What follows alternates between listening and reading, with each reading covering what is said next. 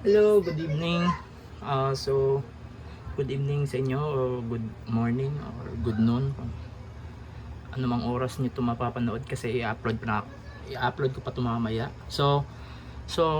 Mag-claim sana ako ng warranty, then sabi for ano lang, for uh, proof purposes, so mag-video lang ako.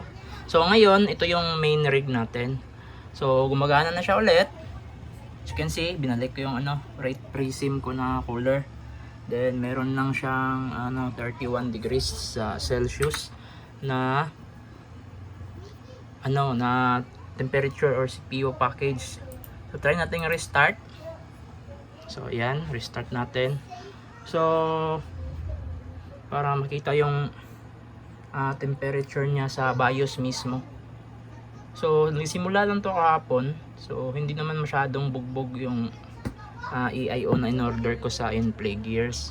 Kaso nga lang, iwan ko lang kahapon, nung umaga, bubuksan ko sana yung computer, biglang nag-overheat. Then kusa na lang siya nag-shutdown. Tapos inulit ko, inon ko ulit.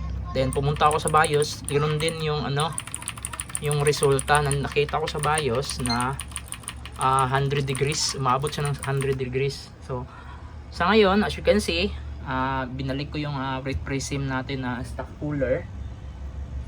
So ayan, yung temperature is only 37 degrees. So kikita naman yan dito sa hardware monitor.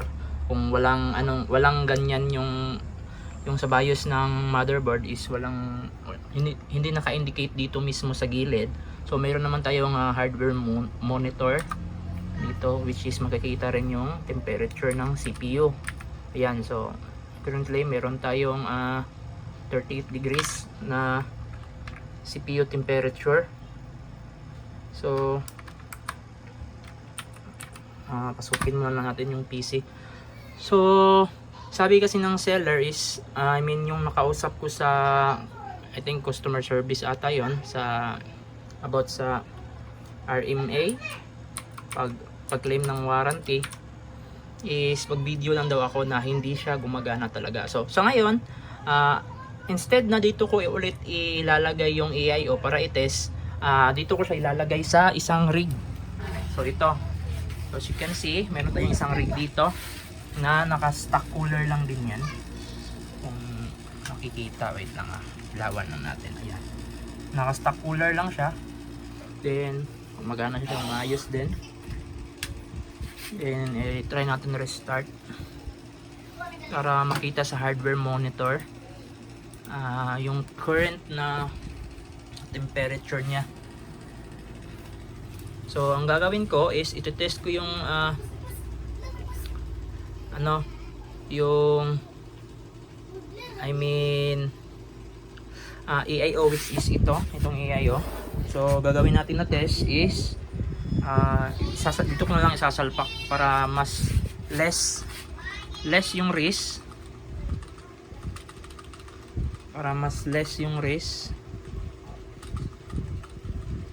kasi yung main rig natin is naka Ryzen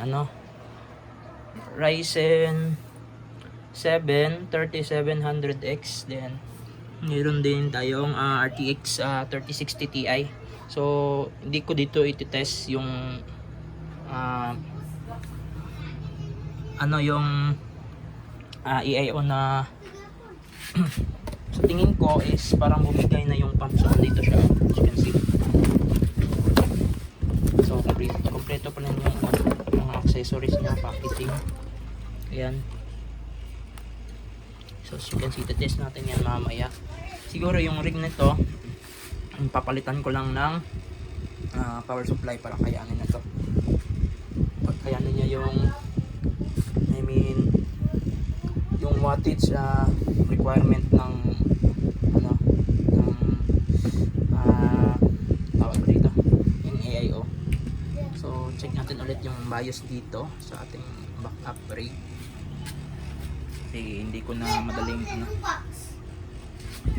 siya na madali press ng delete para pasukin yung BIOS. check lang muna natin para sa BIOS. Ayan. So ito yung BIOS niya, medyo luma na. Pasensya na kung medyo maingay. Marami kasing bata dito sa computer shop. So hardware monitor, ayan, as you can see. So mayroon siyang 39 degrees gamit ang AMD heatsink fan lang to. Ayan, AMD heatsink fan. So meron siyang 39 degrees. So sa ngayon kakat ko muna yung video kasi sabi nung nakausap ko na sa sa Infligers na CSR ata yun or representative ng shop or store is kahit i-cut ko lang daw yung video na pakita ko mismo is yung moment na hindi na siya gumagana kasi nung tinry ko siya dito nung kahapon kasi kahapon lang nawalan ng power tong AIO. Tingin ko sa pump niya kasi hinawakan ko yung tube niya. Then wala na akong nararamdaman na vibration. Parang na yung pump din. Una, umabot lang siya ng 95 degrees. Then namatay na yung system unit natin. Then inulit ko. Tinignan ko sa BIOS, ganun din, almost 100 degrees Celsius. Then namatay siya. Then pangatlong beses ko siyang tines.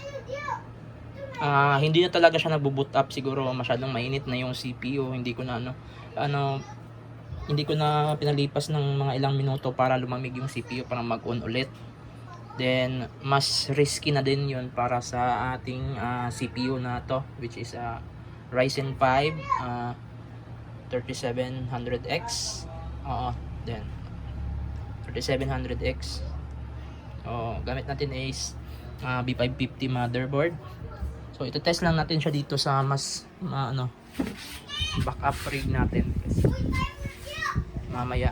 So takat mo na itong video, i-install ko lang to kasi pag hindi ko masyadong mahaba yung video. Then sabi naman nung nakausap ko sa Infligers, pwede kahit video lang, i-cut ko lang daw yung part na need lang nila na ma-prove na hindi siya nagwo-work, hindi siya namatay siya or kusang hindi talaga siya mag-on. Siguro yun yung hinahanap nila. So cut ko muna ang video na to, i-install ko yung AIO doon sa rig natin na backup.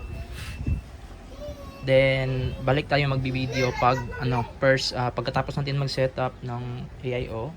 Then try natin siyang i-boot up. So yun lang. Cut ko muna